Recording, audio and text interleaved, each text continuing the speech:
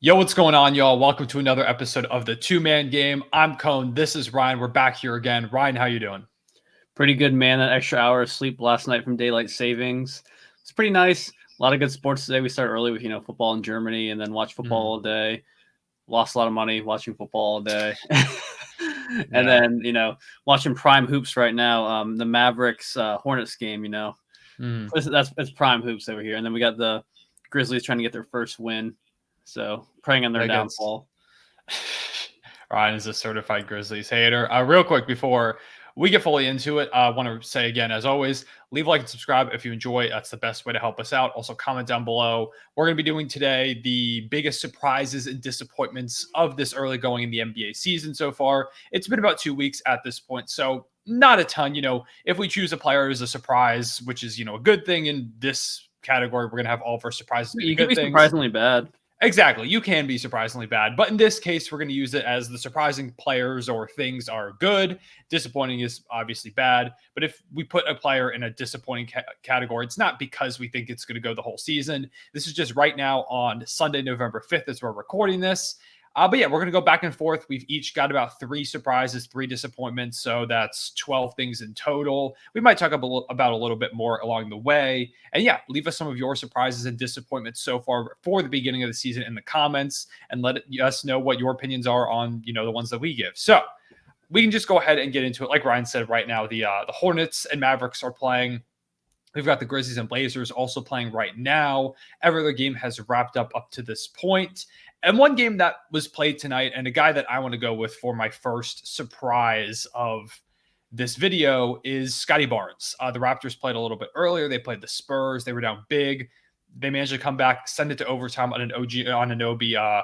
It was not really a putback, but there was Dennis Schroeder shot a 3. Victor Wembanyama went up and got the rebound, but Cedi Osman was like under him because Vic is so tall, and he ripped it out of his hands. Anunoby grabs the ball, puts it up and in.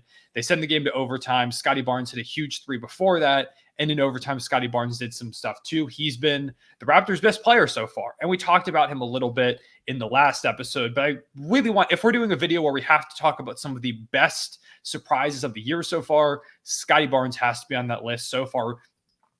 Is this? I don't think this is updated. I pulled up his basketball reference page. His stat muse might be more updated because I want to get the more up because this game log doesn't have his full stuff. But Scottie Barnes so far in the season is putting up 22.6 points per game, 9.9 rebounds, 5.9 assists with a 60.9 true shooting percentage.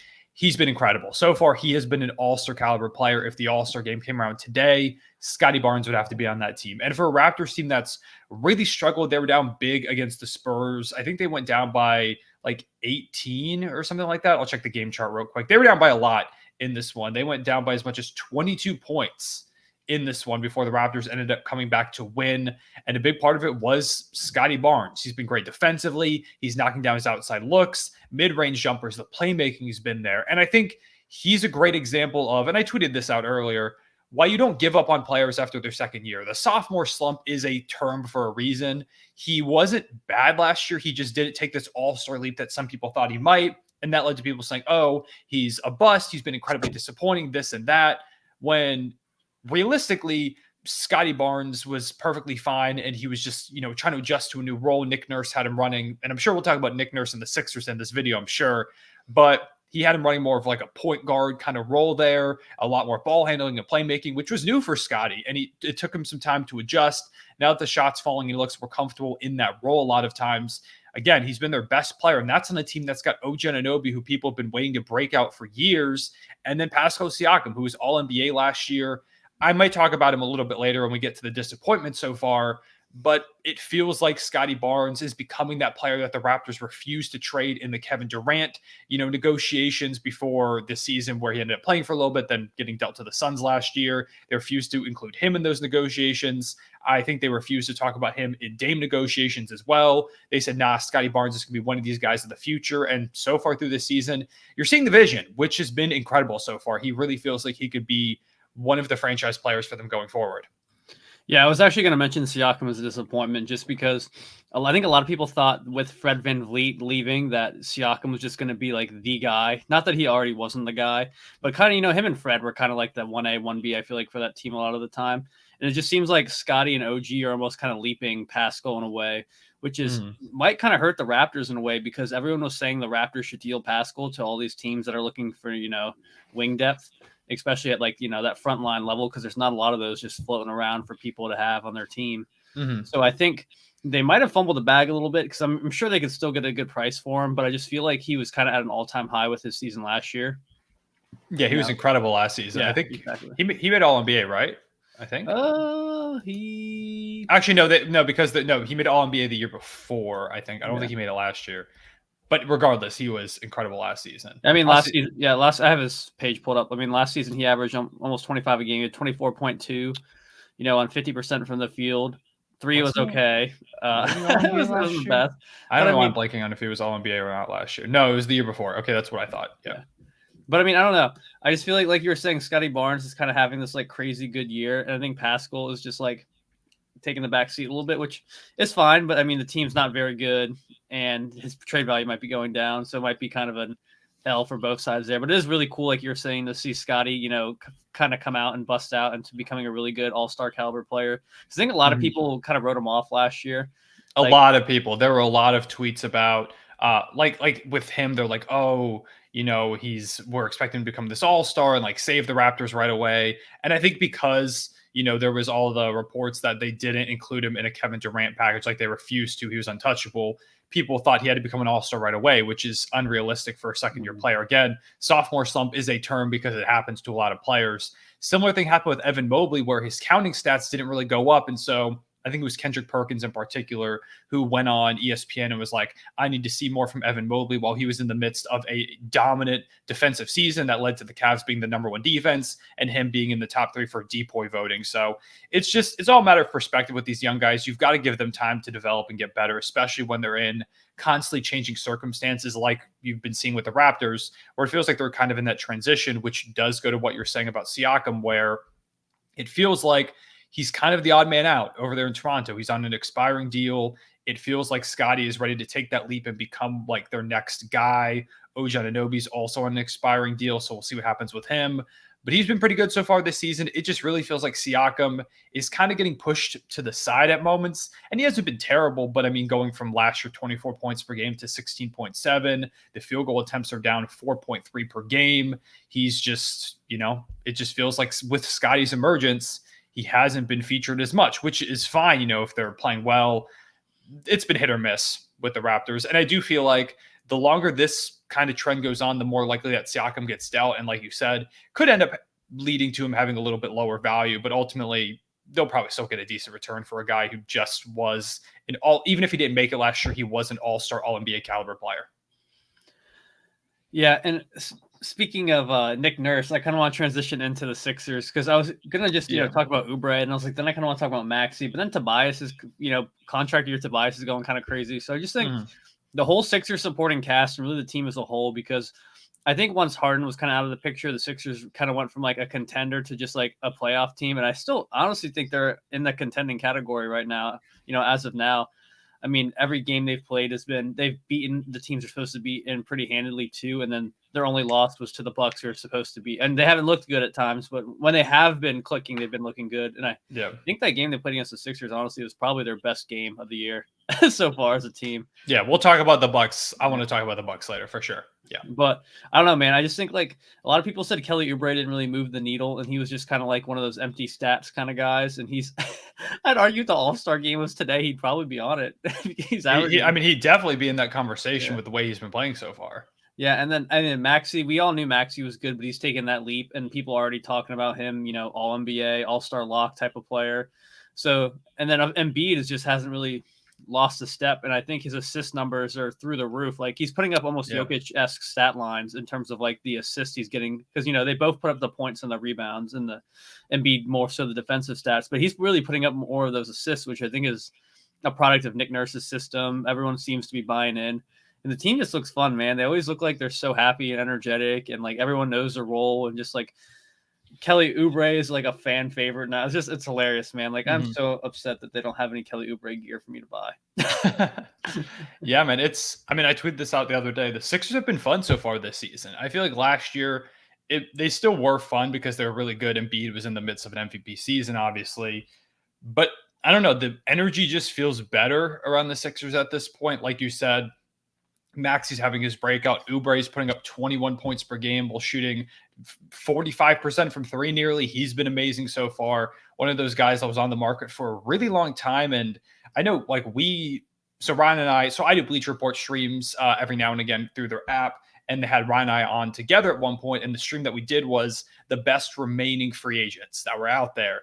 At that point, Kelly Oubre was one of the guys that we mentioned. And Ryan specifically, I remember we talked about Ryan being like, hey, I wouldn't mind him on the Sixers. He ends up there and he's been hooping. It's, some games where he goes like 0 for 6 from three and some games where he's shooting 7 of 9. It's the typical Kelly Oubre experience. But even if he's not hitting his three so far, he's still been efficient. Even if the defense isn't phenomenal, he's working on the defensive end at times.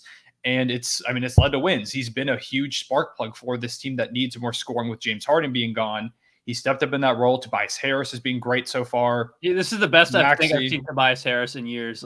I was going to say, this feels like, I think it was was it the 2019-2020 season or the one after that where Tobias felt like kind of like a fringe all-star? I can't remember which one. There's like that meme going around where Tobias screamed like, I'm not an all-star or something like that, going like he had a really good game after not getting put on the team or something. Yeah, it was either, I can't remember if it was 2020 or 2021. Both those seasons he put up like just under 20 points per game. It probably was this 2021 season, 19.5 points per game. Yeah, because this is when Ben Simmons was holding out. So that makes sense. Or no, that wasn't when, was that when Ben Simmons was holding out? No, Ben Simmons was holding out the next year.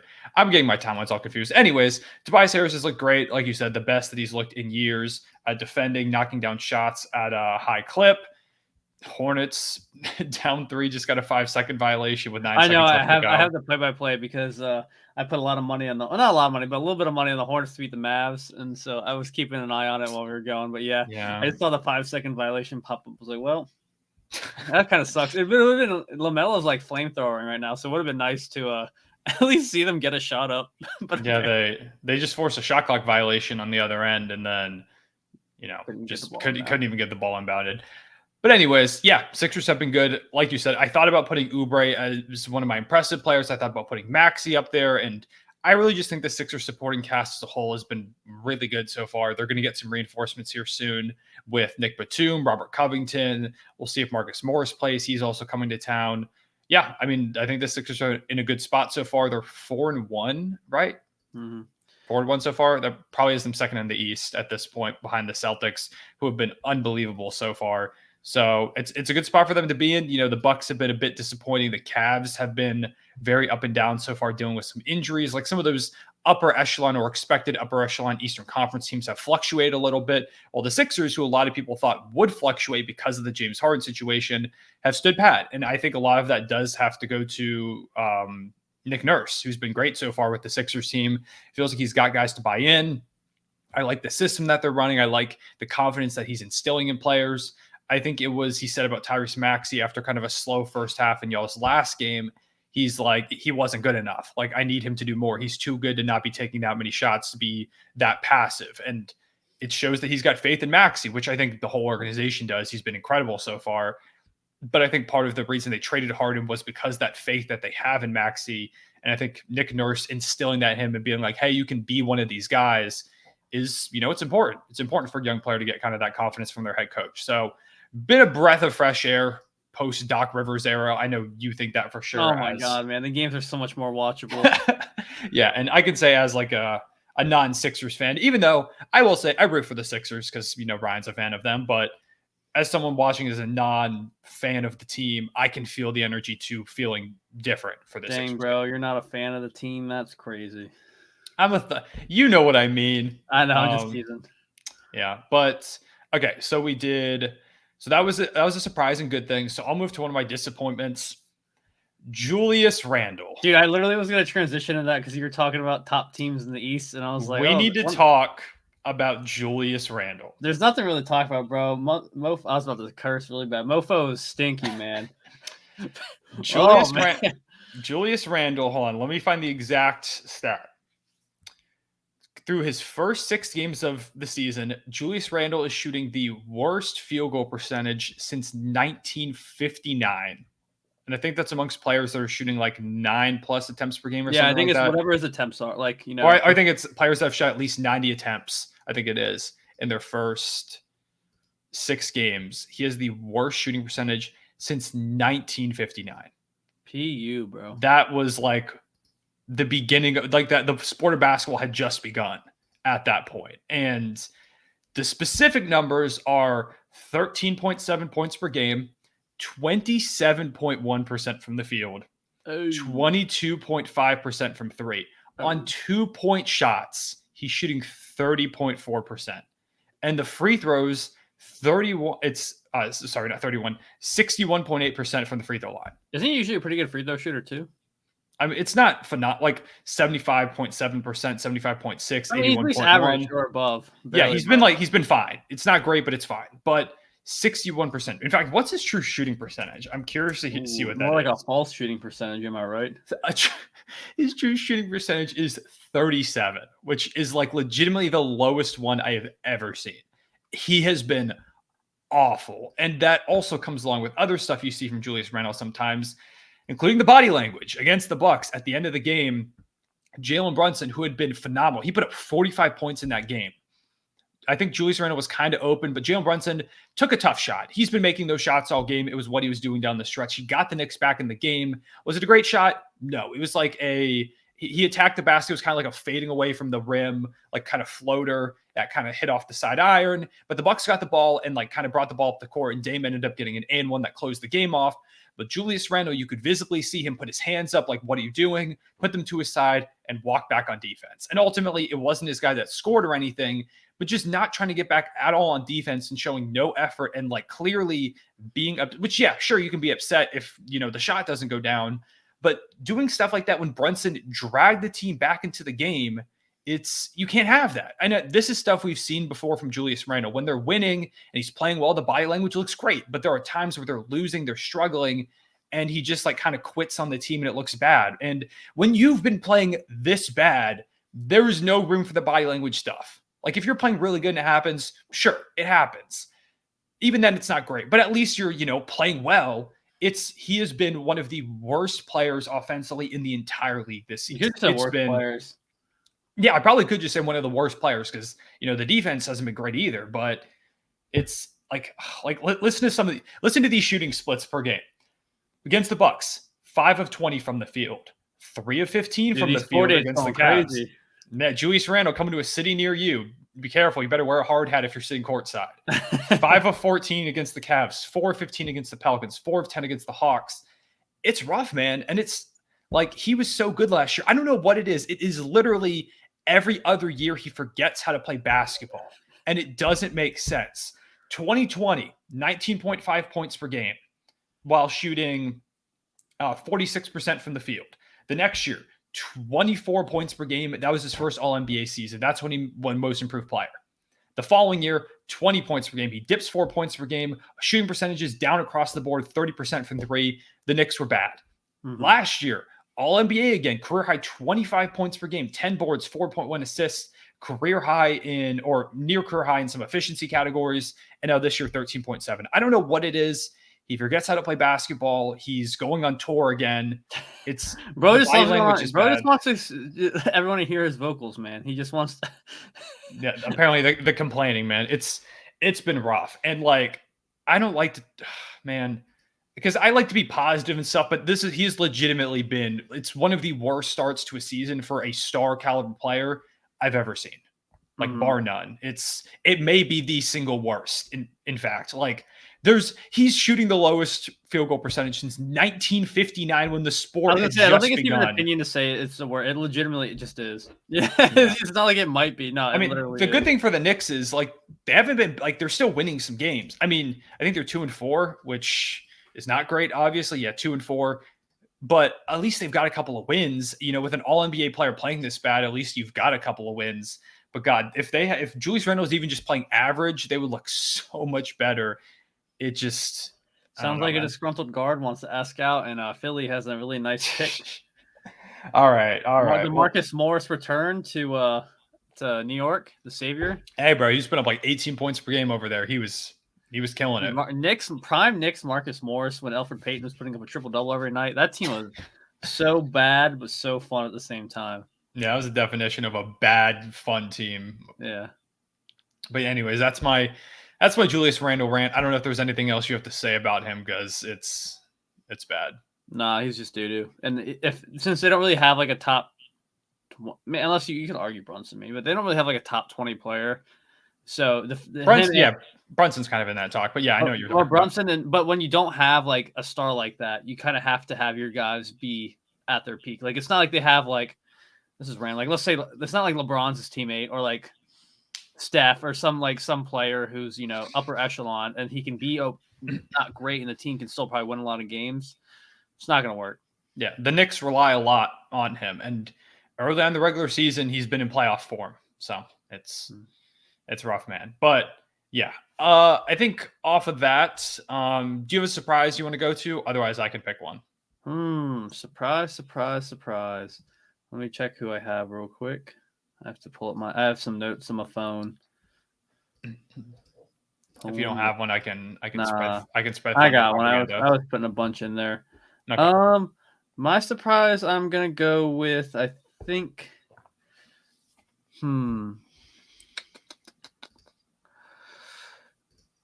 It's funny because I kind of want to say Boston as a little bit of surprise, only because we knew they'd be good, but I didn't think they'd be this good. But they're beating teams by like 50. There's not a ton to talk about, man. It's just like I don't know what's gonna stop them, dude. Like I said, I knew they were gonna be good, but I thought they might have some growing pains, kind of like the Bucks are having right now, which we can get it. We can maybe transition into them as a kind of a disappointment to start. But I mean, Boston just looks like they're firing on all cylinders, and there's just like I can't tell you how many times that like they've just sat all their players in the third and fourth quarter. Like Peyton Pritchard almost put up like a double playing in garbage time. Like it was absolutely insane the other night when they were playing the Pacers and they beat them so bad. The game against the Nets they had, I think it was last night, was the first, I swear, competitive game they've had all year. Yeah. Every other game is like a blowout. So ever since they beat the Knicks on opening night. Even then they kind of pulled away at the end, but yeah, I mean, yeah, like you said, not much to say about Boston. They've just been the best team in the Eastern Conference so far. Best offense in the league, 7th best defense. Net rating of 18.1 so far, which is absurd. Ryan, do you know who's the second best net rating at 11.8? Philadelphia 76ers. That's exactly right. Good job. Because we've been beating teams by a lot too. Yeah, y'all are top 5 offense and top 5 defense so far. So man, Kelly Oubre coming for the depoy. Yeah, coming for Embiid's passed the torch. Shout out to Oubre. Tsunami Poppy's up next. I forgot his name. I went to follow him on Twitter, and I forgot that his Tsunami Poppy was like his alias. Wasn't he used to be like very popular on social media all the time? I don't know. I think people are just attracted to him. I think that's the no. But I thought he was like a social media personality way. Like he was. Oh, he might have. I don't remember. I don't think so. It doesn't look like he tweets much anymore. Oh, maybe. He said I'm just gonna hoop now and turn into the MVP. So I mean that's what kind of happened with Embiid too, because Embiid used to be the biggest troll, and then like last year he's like I'm gonna take a break from all the trolling. Like I think he had like some comment about it or something, but I think Doc Rivers killed his joy. I mean, I don't blame him. He killed my joy too. Speaking of actually, I have a surprise. My surprise was James Harden calling himself the system. What are your thoughts on his comments about that from his Clippers interview? First thing I have to say is that's kind of a bar. I can't lie. It is a bar. It's a bar. It's a bad bar. Not bad. It's a good bar, but a bad one, if that makes sense. Yeah, because the Clippers don't need him to be a system. I think it'll be fine. It is a little concerning to hear that right away. I'm not looking into it too much. I need to see how the on-court product looks. And we're going to see him debut tomorrow. Yo, you should go to that game, bro. I don't care how much the tickets are. Bro, tickets are so expensive. For those of y'all that don't know, I live in New York City. I'm going to look up how much tickets are right now. But, yeah. The nosebleeds are at least $150. Probably more than that. Now that Harden's been like officially announced to be playing, it's probably more than that at this point. So, bro, you tell me you don't want to witness the Julius Randle disaster class in person. It's historic, bro. It's the worst thing. But yeah, no, I can't go. I can't go. I don't have a hard hat. I can't go. I agree, Careful. Julius Randle's bricks dropping from the ceiling. The good thing is you'll be so high up that you'll be safe. Yeah, yeah. I'll be sting gift to death if I ever post a picture of where I'd be sitting. Yeah, tickets are right about what you were saying. Like what? I would still go. I would get a nosebleed seat for 150 I bucks. don't know. We'll see. We'll see. But anyways, yeah. I mean, I'm not super concerned. We'll see how it looks when they play, but I I do think it was kind of a bar. Shout out to him for that. And I know you're also pretty disappointed that they announced that him and Russ are going to be starting together. No, it's fine. We'll see how it works. I think ultimately it could work. Part of me thinks it might end in Russ on the bench because I don't know. We'll have to see how Tyronn Lue does it. I think you have to, even if they start together, you've got to stagger their minutes to have a playmaker of some kind out there at most times. But I think there's a world where it works. I just do worry a little bit about Harden being, because what they said, Russ is supposed to have the ball in his hands most of the time. Like that's their vision, is that Russ handles the ball more as like the point guard. Harden kind of plays more off ball. And we've seen Harden do that, and he's been successful in that. But I don't know, with him and Russ, like we saw it kind of work in Phoenix, but obviously this version of Russ isn't as good. This version of Harden isn't as good either. So we'll see if it holds up. But this doesn't sound like the Harden system, if you ask me. Yeah, he's not the system over here. And I appreciate Hart. Like he was a system for years, but if he's saying like, he said he was misused in Philly, I don't know, man. I don't really think he was misused all that much. No. I just don't think he's really that 30+ point per game, like offensive hub heliocentric type. He's not that guy. He's not that guy anymore. But I'm interested to see how it works. I think this is going to be a really fun experiment. And, we'll see if Julius Randle can overcome the odds of the brand new Clippers team. I'm calling it right now. Julius Randle, really good game tomorrow. Knicks beat the Clippers. Harden's parade gets ruined. The Julius Randle. I don't know, man. We're in the midst of the Harden cycle right now, where they're about to enter the honeymoon phase where he starts balling out to begin his tenure with the new team. So I think him and Kawhi are going to end up fighting. They're going to end up fighting. I can't imagine Kawhi fighting anyone. So if Harden can break the Clippers up from the inside, as a Thunder fan who we own all their picks, I will buy a James Harden Clippers jersey if he can break them up from the inside. I'm with it. All right, man. Who you got next? So that was you did a surprise. Yeah. So I guess I can move to a disappointment. The Phoenix Suns, I want to talk about them. And it's not necessarily because, they're 3-4 at this point. I think they're 3-4 after the Suns game, which isn't a great record. They're supposed to be one of the best teams in the West. What I'm really disappointed about is lack of or just in general, the fact that we haven't seen their three stars play together yet. Bradley Beal has not yet played this season. Devin Booker came back for a game or two after that injury kept him out beyond the first game. And now he's apparently dealing with like a calf thing. It was first like his ankle, and then it was his thigh and the calf. It just seems like his whole left leg. It's going up and down the leg. Yeah, I don't know what's going on. It seems like the leg is all off. And this is a team that felt like they could be one of the best in the Western Conference. But one of the big concerns, and I made a video saying that the Phoenix Suns are the Western Conference's wild card. That was my title of the video. And I said, this Suns team looks good. I worry about a couple things. Their defense, their lack of a true playmaking point guard, which when Book has played, he's played that role pretty well. But main thing is the injuries. Because last year, Booker missed a significant amount of time. Kevin Durant has missed a significant portion of every season for the past few. Bradley Beal has been pretty injury prone as of late. This season, and he's got the Markelle Fultz jumper disease. Yeah, apparently, because his jumper looks weird in the practice facility. But yeah, he hasn't played more than 60 games since 2019. He played 57 in 2020, 60 in 2021, then 40 and 50. And so far, he has not played a game yet, which is scary for a Suns team that needs these guys to be healthy. They are not beating the Denver Nuggets if all three of these guys aren't healthy. They might not be that Clippers team if they look good without all these guys healthy. We'll see about a team like the Lakers, who have been up and down. They're still trying to figure things out. The Warriors have looked amazing so far. They lost sight to the Cavs. I think they play the Pistons tomorrow, so they'll probably bounce back. But the Warriors have looked really good so far. They're not beating probably most of these teams if they don't have their three stars healthy. And Kevin Durant has been amazing. He's putting up like 30 points per game on great efficiency. He's dominating. And it feels like if they had him, Booker, and Beal all together, they'd probably be pretty good. But we haven't seen it so far. And last time, Booker's looked pretty good too when he's been playing. He's had a couple really good games. Yes. Unfortunately, they got destroyed by Wemby. The other night. They lost back-to-back games to the Spurs. I know they lost to your Sixers as well. The other we night kind of too. handled them towards the end too. It was close, and then we just kind of blew them out at the end. Yeah, Embiid tried to take Nurkic's face off with the elbow out And then there. he faked a concussion to try to get Embiid in trouble with the league. Yeah, that's okay. So I don't know, man. And Nurkic himself has been really rough at times. Some of their depth pieces have looked good, but they've been kind of hit or miss.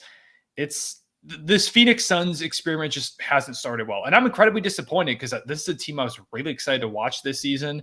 And, it feels like this is the second time that we've seen a team with Kevin Durant and 2 star guards. And last one was broken up by injuries. Maybe this one's going to happen too. So that's one of my big disappointments is that we just haven't seen the Suns healthy yet. I'm talking about, bro. Their star guards, Eric Gordon and Grayson Allen, have been. Eric Gordon loves shooting the basketball. He does. There was never been. His eyes. You can tell when he picks up his dribble, or he just you can just tell he has this tunnel vision to the basket. Eric Gordon loves shooting the basketball. That man, if there's a favorite thing that he has in the world, it has to be shooting the basketball. Which, I mean, hey, he's been all right so far. 15 points, 37% from deep, 47% from the field. The first few games were really, really rough, but since then he's been fine. So shout out to Eric Gordon. All right. But what was that for you? Disappointment? That was a disappointment, but I feel like I've been doing mainly disappointments, so you've mainly been doing surprises. So if you've got a disappointment, you can move to one.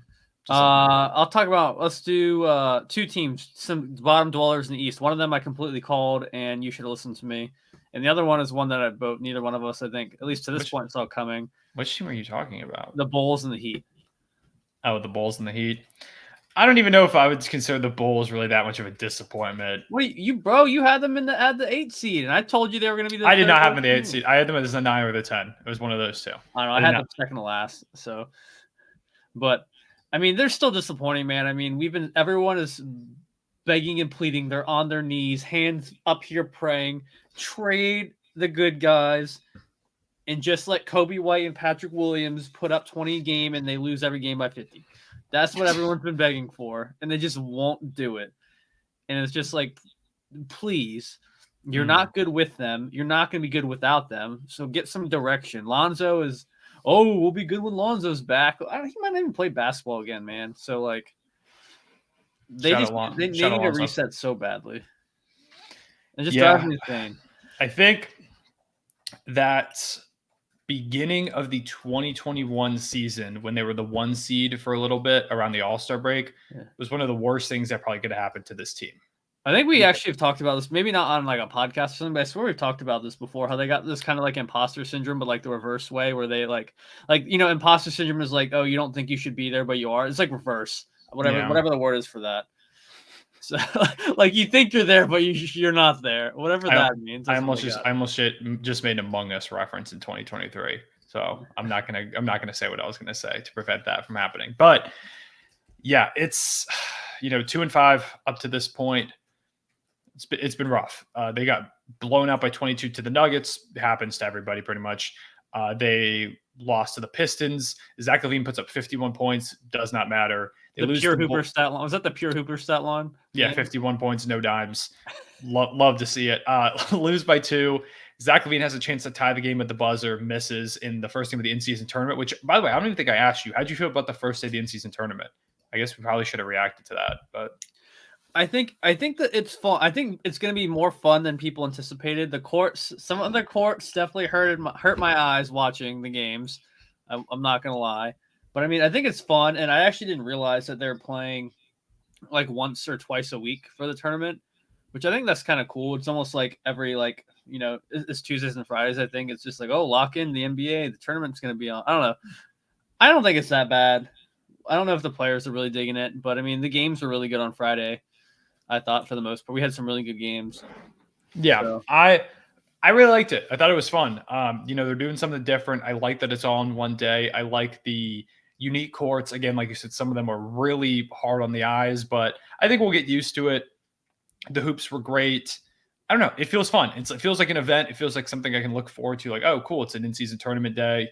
And, I don't know. I don't know whether it was the courts, just the fact that it was something different, or because it was the in-season tournament. The stakes felt a bit higher. I know you haven't seen the Sixers play one of those games yet, but I can say for me watching the Thunder, it felt like not like, a winner go home playoff game or something like that. But the stakes felt a little bit higher for that game. Like I really wanted to see us win, which I always do when we play the Warriors because they've beaten up on us for a That was little the game while. though where it was like 140 to like 138 or something like that, right? Yeah, it was an insane. I think we lost 134-1. And there was like the crazy tip in / hit the net at the end or whatever. Yeah, we do not need to get into that whole saga because I'm still thrown off by that whole thing. But yeah, it was a hell of a game. There was great hoops the entire night. I really liked it. I liked the first night. I made a video breaking down like the whole thing, and I think I called it the in-season tournament is amazing. And people did not like the fact that I liked it. But I don't know. I think people get too pessimistic. People are too quick to hate on stuff. Give it time, and I mean, so far it was fun. We got one of the best nights of hoops we've had all season. This reminds me of everyone was so mad when Major League Baseball changed all the rules, and then every rule change they made this year was so good. Like, well, I mean, it was kind of similar to the play-in tournament, which is what I said in my video too, where people at first are like, "This is dumb." Like, dude, I love the play-in tournament games are awesome. Exactly, and now I think most people would agree the play-in is a great thing. Like, I cannot imagine the league now without the play-in. It adds a lot, in my opinion. I know some people out there still don't like it, but I think a majority of people have come around to really like it. I think that's going to happen also with the in-season tournament. Like, we get to like the quarterfinals or the semifinals or something, or even like the championship game. We get 1 or 2 great games in those. I think everybody's going to be completely on board. That's all you need. And, some people are going to make memes like, oh, they're the in-season tournament champions. And, people will get cooked for winning an in-season ring and then maybe choking in the playoffs. But I think it'll be fun. That's so going to happen. That's inevitable. Yeah, it's going to be like, it's going to be Philly, bro. Philly's a second round exit, but they won the in-season tournament. Yeah, it'll be really funny if the Sixers win. The only ring Embiid's ever going to win. Yeah, there will be stuff like that. I think give it time, and it will never be at the level of the NBA Finals, of course, but I think it will still be looked at as something that, like, hey, we won an in-season tournament. It's kind of cool. And I've also seen a lot of people talk about like ways they could up the ante with it. Like, do you give them an automatic? I think an end of the first round pick should be what you get, because that's an asset. Yeah, I don't mind that at all. Like, I like that better than the people trying to say that you should automatically get a playoff berth. I hate that. I think that's dumb. I don't like that either. Because then what do you do the rest of the season? You've got 50 games left. What do you do? Like, no, I think draft compensation is the best, because it's just like, okay, let's say we're a team that has no assets, and you're like, hey, the winner of this tournament we'll make the draft 61 picks, and you get the 31st pick in the draft. So you're gonna have a late first round pick out of nowhere. Mm-hmm. And I think I think that'd be a huge incentive for especially like playoff teams. It's like, oh, we want to win this. We get a new asset. That's something we can trade. Or like a bad team. It's like, hey, we can get another, really good thing, and then we can make a package for someone. I don't know. Yeah, I think that's better compensation from like a team standpoint, because that makes the front office buy in, which is then they're like, all right, players, we need this. You know what I mean? I think you can only get the players to buy in so much. I think that's why they did the money. But I think from like an organizational standpoint, I agree with you. The automatic playoff berth is super dumb. I think people said top 5 pick. I think that's also really dumb. Why should the Boston Celtics get a top 5 pick to add to Porzingis, Tatum, and whatever? But I mean, I don't know. I think some kind of middle ground like that, like a that, or maybe like a mid, like not a lottery pick, but maybe, I mean, you could even give them a pick like a little bit outside the lottery or something like that. Like if you really wanted to go in, but yeah, I think like if you like a first round pick, I think is a cool incentive for the teams, for the players. How much are they going to care about that is up for debate. But I do the money though. I do think, I think the money is a perfectly fine incentive for players. Like, you've got a guy in a minimum contract. Like, say for example, you've got like Jason Tatum on like this huge multi-million-dollar contract. I feel like he's still going to try for like Jordan Walsh, who's on a small deal, and like, you want to see your other teammates succeed. And also, these are some of the most competitive athletes on the entire planet. Even though it doesn't mean as much as an NBA Finals, guys are still going to want to win something. Like, people still want, achievements in this league. It still is an achievement of sorts. Yeah. So I don't think guys are just going to be like, roll over and give up like in-season tournament. Like, say they get to the quarterfinals or semifinals. I don't see guys resting because they've got that competitive edge. They want to beat these teams, especially, like the honor of being the first in-season tournament winner. I don't know. I think I've already come around on it. I've been optimistic this whole time because that's just how I like to look at things. Is I'm not going to hate on something I haven't seen yet. That's how it was with the play-in. It's now an amazing part of the season, if you ask me. Feel the same way about the in-season tournament. But yeah, I know it took us on a bit of a detour, but I don't know. And I know a lot of people have been hating on the courts too. They're unique. Like it's very different. And I think I think some of them are actually pretty good. I just think some of them absolutely sting my eyes to watch. Yeah. Like I like ours. I thought ours was pretty cool. A lot of people not like yours. I like the blue and orange. So you must like the Nuggets court then, because they look exactly the same. The Nuggets court is pretty solid. I don't know. I don't like the whole like 5,208, like the 52 the number thing. So dumb, but I just mean yeah, I don't know. I still don't love that, but their jerseys are some of the worst I've ever seen. They're like generationally bad.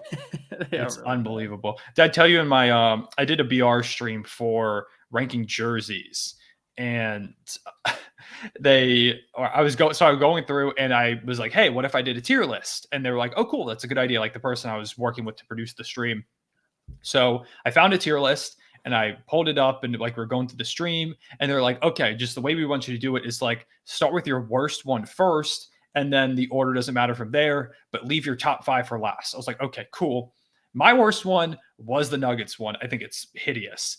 So I start off with that and I put in the F tier. In the chat, then I keep going. I put like a couple more in the F tier and they're like, but that's not as bad as the Nuggets. Like that's not as bad as the Nuggets jersey. And then a couple people in the chat started moving until half the chat's like, you need a Nuggets tier. So on the tier list, I added like midstream, I added a Nuggets tier below F tier for just the Nuggets jersey. And chat was extremely happy about that. And then anytime we come upon a jersey that people thought was really ugly, they would spam the chat with Nuggets tier, put it in Nuggets tier. Did anything else go in the Nuggets tier? No, we saved it for the Nuggets, but there were a couple I was close on moving down there. So that's, if you're wondering, it's not just me hating, that's everyone thinks it's bad. Anyways, yeah, the courts are kind of different, but I like the idea. I think it's cool. And it makes it feel like something new. I think if it was just like regular courts and they didn't have like these designated in-season tournament days, it would feel like sporadic and broken and not really matter that much. But I think these designated days and these like unique courts and stuff, I think it's a good way to go ahead and get people being like, oh, okay, this is the in-season tournament, and makes it feel like it's more impactful than, any other regular season game. So yeah, that's, I guess, quick in-season tournament segment. Okay, so where did we leave off on? We were... I think I was... Oh, the Miami Heat being a disappointment. Oh, yeah. Yeah, Heat have not been great. Tyler Hero, shout out to him. Hero's been really good, after all the trade rumors. They did beat the Wizards. 1-0 in the in-season tournament. Shout out to them. I do got to say real quick, the Wizards are as bad as we thought they were going to be. And Jordan Poole is honestly a disappointment for me. He has not been good. Yeah, it's not been a great season so far from him. 17.6 points per game. We thought he's going to be averaging like 30. This dude is half of that right now. There were some people placing bets on him to win the scoring title, which I thought was absurd from the get-go. But you can really see the vision, though, if you know what I mean. Like he's just going to be chucking. Yeah. Yeah. But I mean, he is shooting 30% from 3, 41. Like he's putting up his stat line. His shooting split's really similar to his rookie year when he was like the worst player in the NBA. Yeah, and part of it makes sense. He's on a team where they don't have a lot of threats, so they can kind of key in on him a little bit. Kuzma's been pretty good so far. Kuzma has been good. I'm still mad that Kuzma didn't go to a good team, man. I was hoping he would. I mean, he got his bag, but I could see him being a mid-season trade asset. This early into his contract, you think? I think so. Well, because right now he's under team control for a few years, so he's putting up 22.8 points per game, which is a career high. The main thing is the three-point shooting is really rough from him right now. He's shooting under 30% from deep. But even still from the field, he's shooting 48%, 85% from the line. Too. He's almost doing that. Yeah, 2-point. He's shooting almost 60% from 2. Wow, that's really good. Yeah, so he's been fine, and the Wizards aren't good, so someone has to be playing well. I think we talked about this last episode, but they started, or I don't know if it was before or after last episode, but the Wizards started Kuzma at the 5 with Gafford hurt against the Celtics, and poor guy got eviscerated by that team. The Wizards did as a whole, but they couldn't do anything about Porzingis with Kuzma down low at the 5. So, yeah. Anyways, I could see him being a trade target throughout the season. The Heat have been disappointing, like you said. Hero's been good. He's putting up, the best stats on the team, 26 points per game, 5.7 boards, 5 dimes, 45% from the field, 45% from deep. Hero has been saving them a lot of these games. They've really needed a lot out of him. He took all the, comments about, the Blazers don't want him. He's not that great of an asset to heart. And he's been hooping. But unfortunately, not a lot of depth. Jimmy Butler's been not great so far, which he's never great to start the regular season, but they need more from him because the supporting cast is weaker than usual for this Heat team. And yeah, starting off 2-4, we both thought the Heat were going to be on the edge of that playoff picture anyways. Like they were going to be a top, where do we put them in our standings? Like 8, I think. Yeah, we had them like 7 or 8. Yeah, 7 or 8. We both thought they were going to be that area. It's very early. They probably will end up in that spot. I still trust the Heat team to at least make the play-in tournament, but so far it has been really bad. They need more from Jimmy. The supporting cast as a whole is just kind of weak, but I don't know. I don't think it's going to get a ton better for this team. Like there were a lot of people saying like, oh, it's still the Heat. They're still going to figure out how to do this and that and be one of the top seeds. I don't see the vision on that, which neither of us really did going into the season anyways. Yeah, so. The personnel really isn't there, so yeah, and stuff. Okay, I can talk about one of my surprises. Chet Holmgren. I knew he was going to. Here comes the tangent. Here comes the tangent. I'll mute my mic. I knew he was going to be good, but Chet has been one of the single most efficient scorers in the entire league so far. He is shooting. I think he has the. So wait a minute. Let me interrupt you. If Chet's a surprise, that means you didn't think he was going to be good. No, I thought he was going to be good. I didn't think he was going to be one of the best bigs in the league from day one type of good. I know. Like to start this season. Chet has been ridiculous so far. He is shooting 56.5% from 3, which is like he legitimately doesn't miss them. The movement has been unbelievable. He should not be this fluid. For 7-footer shouldn't be as fluid as Chet is. 17.2 points per game in under 30 minutes per game. 7.3 boards, 2.7 assists, 2.3 blocks, a steal, 63% shooting from the field. Like I said, 57% from deep, and that's on 4 attempts per game. So he's making over 2 attempts per game, which is ridiculous for a 7-footer. 87% free throw shooting, true shooting percentage of 77.9. He's been better than Julius Randle. He is over double Julius Randle's true shooting percentage. Wait, if you add them up together, they're about 100. Yeah, they almost have about 100. Or what was Julius Randle's? It was in the 30s, I thought. And then you said Chet was 70. 77.9. Yeah, if you add them up, it's 114. So you get there. It's like the Kwame Brown. Was it Kwame and Kobe where it's like they combine and do this? The combined 82 points in Kobe's 81-point game. If you combine Julius Randle and Chet's true shooting percentage, they have one above. Yeah, they don't miss. That's 100%. 100%. But like legitimately, man, I mean, he is. I can't say enough positive things about Chet. And again, I thought he was the best player in his draft class when he was drafted. Before the Thunder drafted him, leading into the draft lottery, Chet was the guy I wanted for the team because I thought he was going to be the best player in the class. I'm not saying he is, necessarily right now because a lot of players have been good in the 2022 class 2022 class so far. But up to this point, he is directly competing with Victor Wembanyama for Rookie of the Year in the early going. Now, Vic probably leading at this point because he's been sensational. I can't wait till that team gets a point guard, bro. Yeah, just stop trying to run Jeremy Sohan at the point. Whenever Trey Jones is out there, it looks so much better. We're going to start changing again. But anyways, Chet has been amazing so far. I can't say enough about how good he has been. Against the Warriors, he had a ridiculous game. I'm going to pull up the exact game log so I get the stats right. But no Shea against the Warriors team, who's been really good so far. And Chet was our best player. 24 points, 8 boards, 5 dimes, a steal, a block, 7 of 9 shooting from the field, 8 of 8 from the line. I honestly wish he got more looks down the stretch. Like I said, 8 of 8 from the line. So he was shooting, but he was getting fouled a good bit. He's been our second best player so far this season behind Shea, like pretty clearly, I would say. And there have been a few games where, you can make the argument he's had a very similar impact to what Shea's been putting up out there. We've been looking, we're still trying to figure out who is like the second star for this team. It's obviously Shea, and then there's like Giddey, there's Jalen Williams, and Chet Holmgren has been also in that conversation. And so far, 6 games into his career, he looks like one of the best bigs in the league and looks like the future second star for this team. If he keeps playing like this and we start to put together more and more wins, which I expect us to do when Shea comes back from injury. Hopefully he's coming back against the Hawks. Let's say, how serious was it?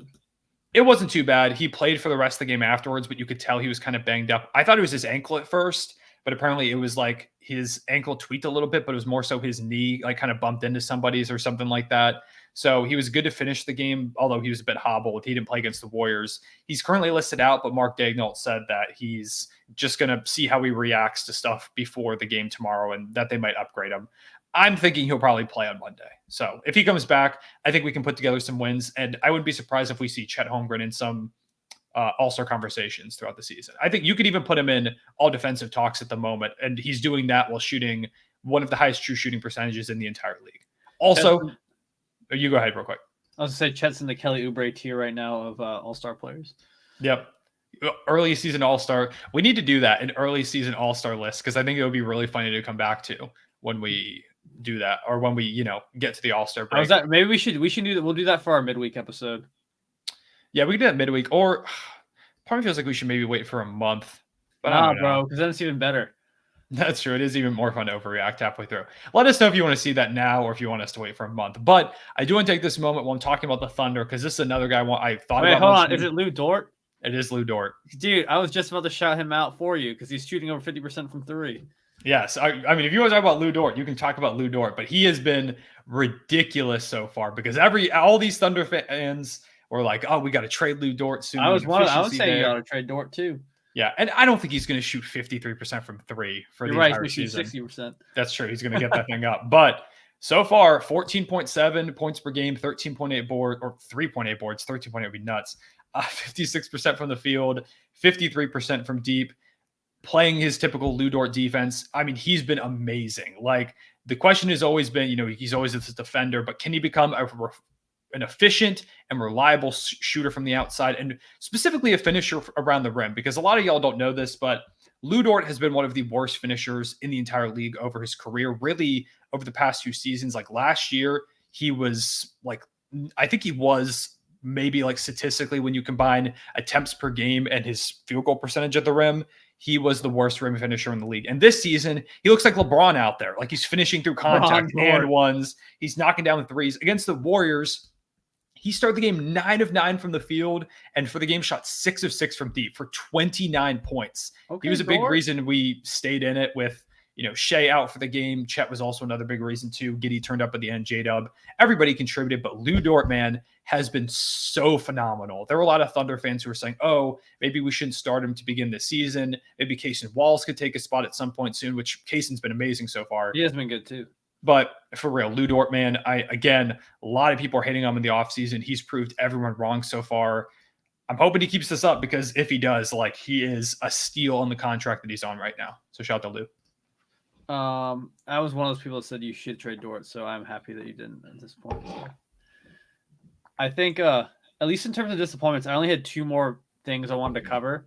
Mm-hmm. And then if you had any surprises left, we could probably wrap up with that. Okay. But I think we kind of both agreed that the Bucks were going to have some growing pains, but I don't think either one of us anticipated them getting crapped on by the Raptors and the Hawks. Yeah, a Raptors team that just doesn't know how to play offense, really.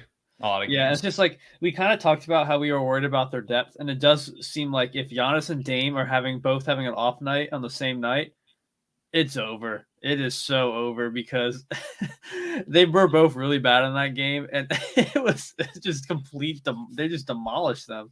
Mm-hmm. Yeah, it's been, like you said, growing pains. I don't know. I haven't liked how Adrian Griffin's tried to use these guys. It's felt way more clunky than it should. I'm trying to find the game right now. It was against the Raptors. Keep in mind, it was a blowout, so, guys didn't play a ton of minutes. But Dame played 30 minutes, and he shot 9 times. Meanwhile, Malik Beasley played 25 minutes and shot 10 times. Chris Middleton played just 17 minutes, and he shot 10 times. Didn't Dame shoot 1 for 9, though, that game? 4 for 9. He shot good. Or not good, but, I think he started off 0 of 6. Maybe he turned up at the end. I don't know. But, you can't have that. I understand, again, it's a blowout. Dame has to be more aggressive, and you have to use Dame more if you're the Bucks, if you're Adrian Griffin. It just feels like he's made it more complicated than it has to be so far. I think Dame and Giannis are both trying to figure out, okay, hey, how do I be an alpha at sometimes, and then other moments, let the other guy kind of take over. The one spot where they've been good at times is in those clutch time moments, because I think everybody knows that, hey, Dame needs the ball. Like against the Knicks, that last game we were talking about earlier with Julius Randle, Dame hits a huge three to match one that Jalen Brunson just hits the and 1 3 to go ahead and give them the win. First game of the season against y'all, Dame turns up at the end. Like it seems like they know that in clutch moments, get Dame the ball and let him cook. If Giannis needs to do something, he can do something. But for the most part, let Dame cook. And that's worked. But the problem is in the other moments, it's clunky. They don't know exactly what to do or when. Brooke Lopez wasn't playing really drop coverage as much anymore, which has worked really well for them in the past. And Adrian Griffin commented that Bucks players came to him and was like, hey, maybe Brooke should go back to playing this because it worked. And he said, okay, yeah, sure, let's go ahead and give it a try. And it looked a lot better. So I just feel like I don't know. They had a kind of a system in place under Budenholzer. I know a lot of people had their problems with Bud, but part of me is wondering. Is Connor starting to bring Bud back hashtag? I don't know, man. I'm not saying bring Bud back, but it feels like they had kind of a good system in place. And now they're both trying to adjust to this new system, but also trying to adjust to Dame at the same time. Well, Adrian Griffin's a first-time head coach. So it feels like now with all this stuff, there's a lot of moving pieces. And the big thing for them has also been their defense has been really bad so far. I need to double check this. But last time I checked the team stats, we talked about that in our first video, I believe. Or one of our recent ones. I think we did. The Bucks. I think we did talk about that. But I need to double check this to make sure. Okay, they're no longer the worst defense in the league, but they are the 6th worst defense in the entire league. I was going to say, if you were the worst at any point, I'm sure you haven't had enough time to shoot up and be much better than the bottom.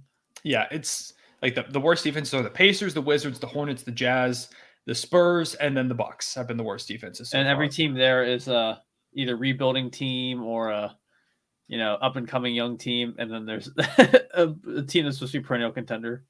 Yeah, offensively also not been great. They've been the 12th best offense.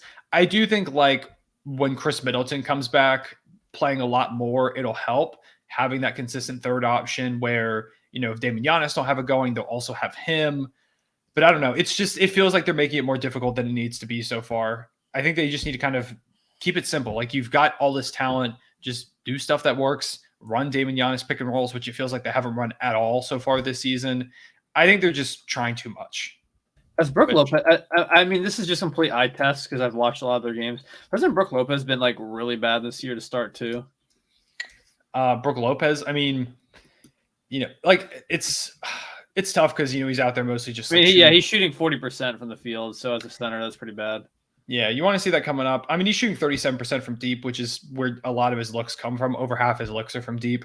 So he's tough because he's not your typical center where he's, down low. You definitely do want to see that number come up. And again, with the defense, it's been really bad so far this season. So they need better from really everybody defensively. And again, I think part of that is just scheme. I also don't love Malik Beasley starting, if I'm being honest. I just think a backcourt of him and Dame has a lot of worries defensively. Part of me wants to see like a Marjon Beauchamp or someone else start, just give someone else more run. I don't know if Pat Connaughton's that much more of a deterrent, but yeah, I don't know, man. It's just been rough. I still think they're going to figure it out. I still think they're going to be really good, but it is, this is all happening while the Celtics are dominating the Eastern Conference, and it hasn't been close in a lot of their games. They beat the Pacers by 51 points. Like they've just looked so much better than everyone else in the East. And the Bucks were supposed to be up there, competing. And so far, it hasn't really been a contest so far, which we both picked the Celtics to win the Eastern Conference, right? We did. Okay. So we've gotten that right. Again, I think the Bucks will be back, but it did feel like the Celtics were a bit more sound and were ready to take that 1 seed a bit sooner. And so far, that's been the case. I mean, this, again, like we talked about the Celtics a little bit earlier, there's not much to say about them. It's crazy how seamlessly everything is fit together so far for them. It looks like a well-oiled machine 5 games into the season. Speaking of another team that's not very well-oiled right now, the Lakers have been kind of all over the place. LeBron's looked really good. AD had that one the opening night against the Nuggets where he just forgot how to play in the second half was pretty bad. But overall, he's been pretty good on both ends. But it's just everybody else. Like D'Lo shot 1 of 2 3 last night. It was really, really horrid against the Magic. Christian Wood has been off and on. Austin Reeves has been horrendous. Yeah, and it just seems like kind of like what you're talking about. Like with the Thunder needing like who's going to be the other guy next to Shea. The Lakers need to have like that's the reason why they were able to turn up last year is because Austin Reeves kind of emerged as that guy. And he's just been very bad. And just like Taurean Prince has been okay from three, but other than that, their supporting cast like Jackson Hayes should not even be on an NBA roster. He's horrible. I mean, they need some help, man. They got to figure it out. And I think Darvin Ham also kind of just like. His rotations are so confusing to me sometimes. Like, why was they had Cam Reddish playing the point at one point? I'm just like, dude, what are you doing? Yeah, it's a problem when, like, the first game of the season, LeBron didn't play a ton. They said they had him on a minutes limit, and it seemed like that was going to be the case throughout the year. But they've needed him so much that so far he's averaging 35.7 minutes per game, which is, I believe. Yeah, it's the second highest minutes per game average of his entire Lakers tenure. The last time he was playing this much minutes was he played similar last year, 35.5. But in 2021, 2022, he played 37.2. So that's, that was the highest. But the year before that, he played like 33.4, 34.6. 35.7 minutes is a lot for a 39-year-old LeBron James who's become somewhat injury-prone recently. You've got Anthony Davis playing nearly 40 minutes per game. If you're the Lakers, you don't want that to be the case. And again, they've both been really good. AD is putting up unbelievable stats, 26 points, 13 boards, 3.7 blocks, the league leader by a wide margin, 43% from three. AD's been amazing. LeBron is putting up 25, 9.2, and 6.3 when he's 400 years old. You need more 9 rebounds or assists? 9 rebounds. That's got to be his best rebounding mark of his career, or up there. I think it's close. He put up a lot he had 8.3 last season. Yeah, that's the highest mark so far of his career. You're right. But yeah, I don't know. I thought the Lakers supporting cast would be a bit more steady than this, partially because of Austin Reeves. Like you said, it felt like he could emerge as that third piece that they needed.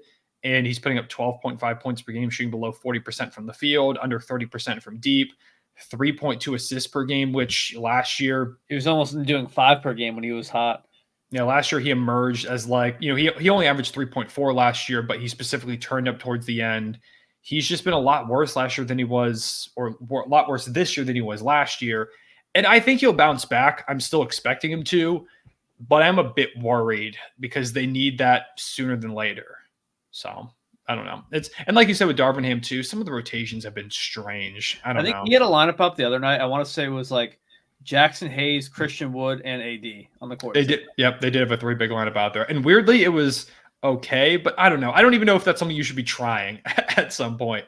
So I'm sorry I keep hating on him, but Jackson Hayes is very bad. Ryan is a certified Jackson Hayes hater. And Cam Reddish is also not very good. Also, a funny thing I want to note about Taurean Prince while we're talking about him. Against the Nuggets first game of the season, 4 of 6 from deep, then 0 of 1 from deep, then 5 of 13 from deep, and then 0 of 2. So it's been like he's either hitting 4 to 5 threes or not hitting a single he's three. The Julius Randle of spot up 3-point shooters. Which that's the most obscure player comparison that's probably ever been made, but it is incredibly accurate. Well done. Way to bring this thing full circle. Thank you. Is there any other surprises that you wanted to talk about? I was trying to think of some more. I mean, there's more I could get into. Dillon Brooks has been really good so far for the Rockets. He turned up in the FIBA Cup. Like, he looked really good too. I think he did. I think because he was like the shot chucker, he got a really bad rep with the Grizzlies, even though he was always like a really solid player for them. I think it was just last year when he kind of upped the antics and he just started, like I said, chucking shots when he probably shouldn't have.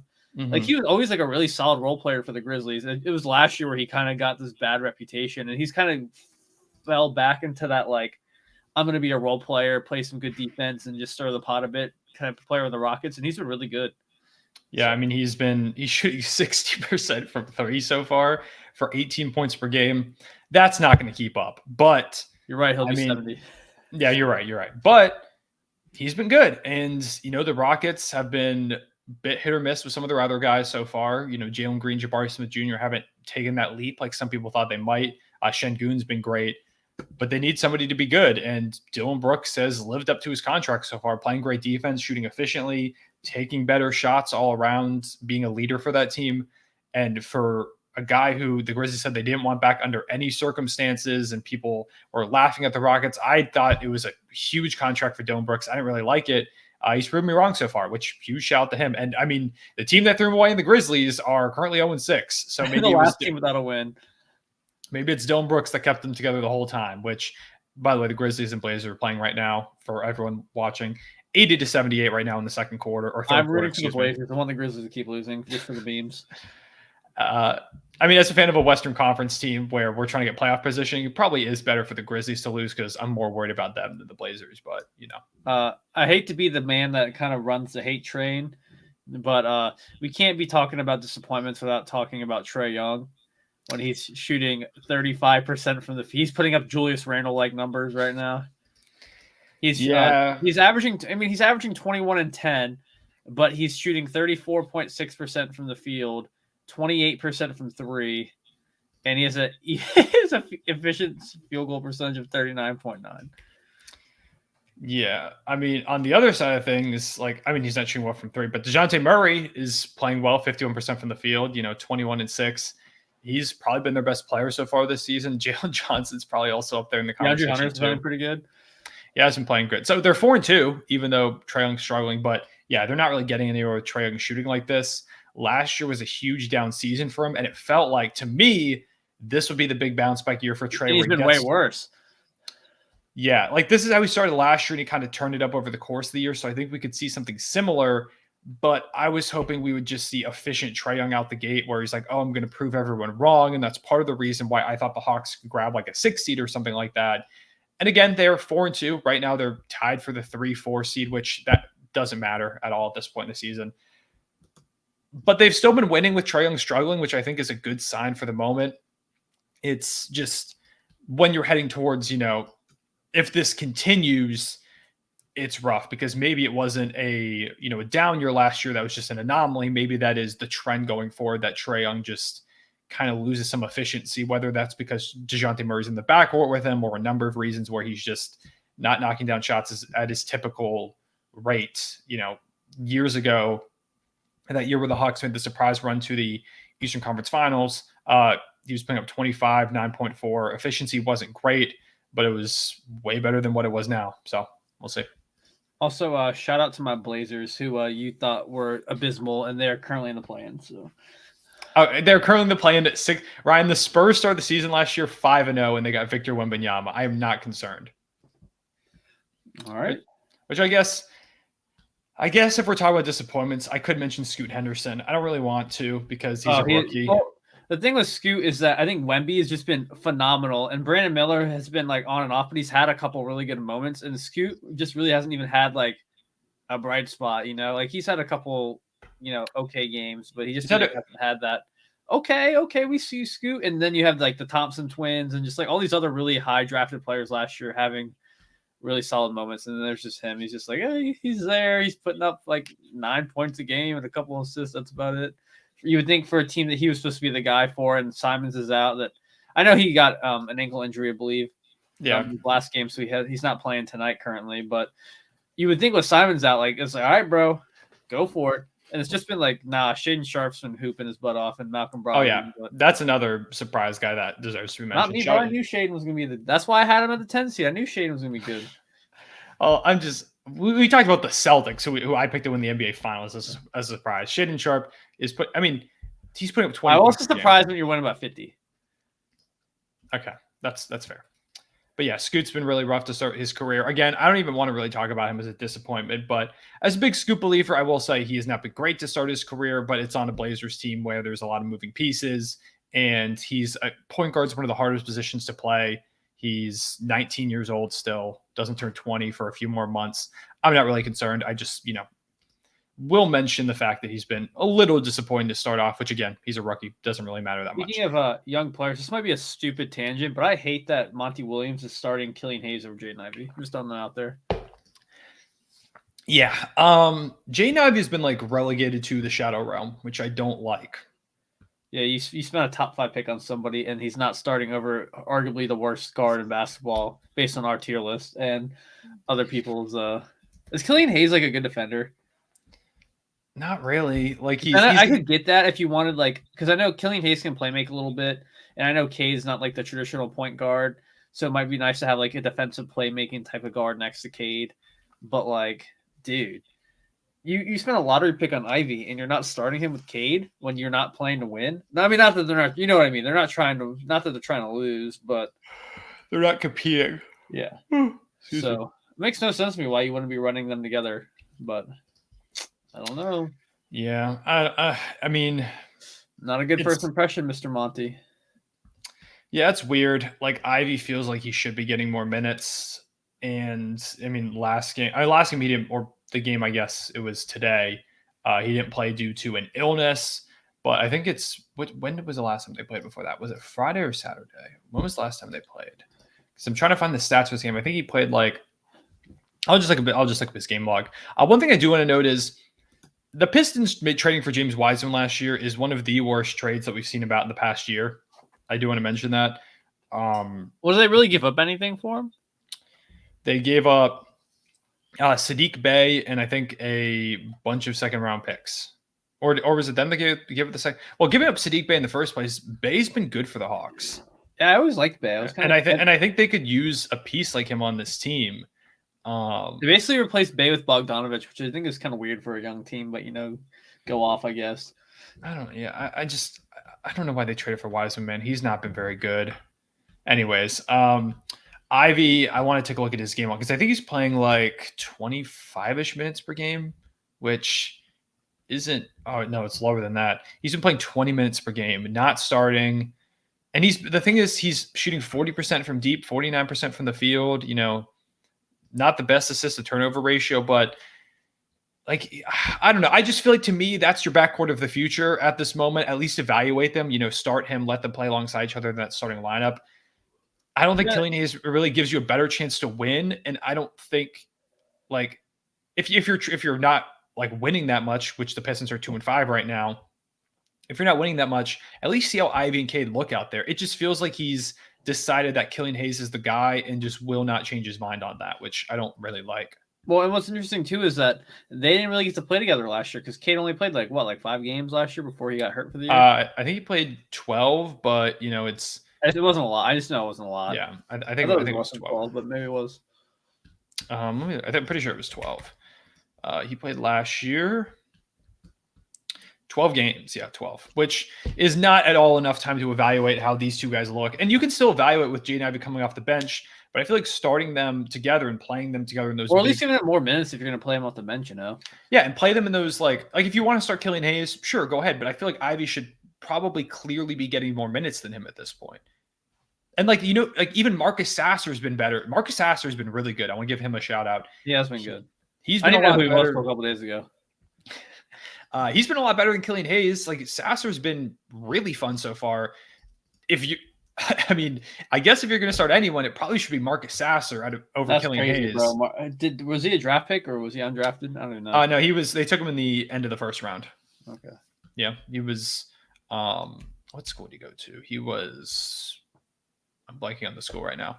He has been good though. I mean, every time I check the I don't watch a lot of Pistons games, but every time I check the Bucks scores, because I do a lot of FanDuel and stuff, I'm like, dang, he popped off again. Was Marcus Sasser Arkansas? Would make sense. They have good product.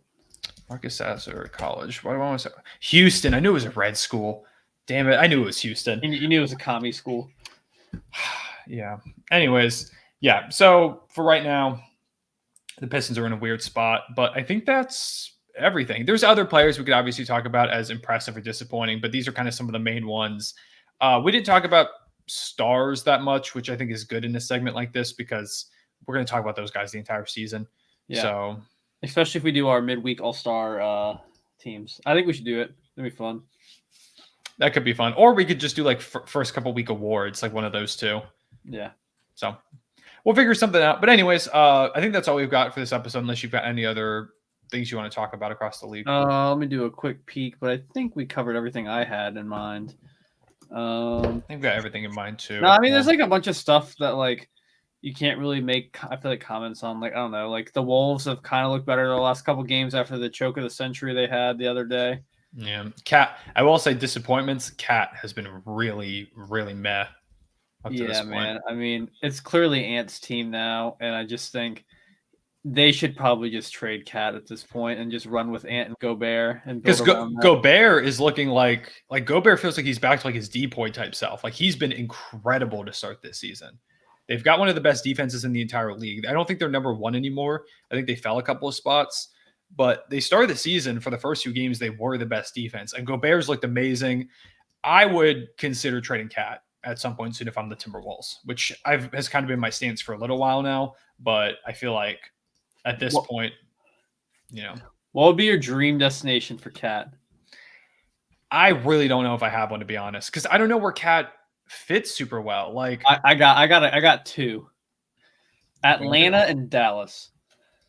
Atlanta would be. I would hate Atlanta because Trae Young, getting by Trae Young and then seeing Cat at the rim is the most barbecue chicken thing I've ever heard of. And that's kind of the same thing with Dallas, which is the problem with Cat, because I feel like some of these teams he fits on need a big that can defend the rim, and Cat can't do that. And he's not really super well suited for the 4.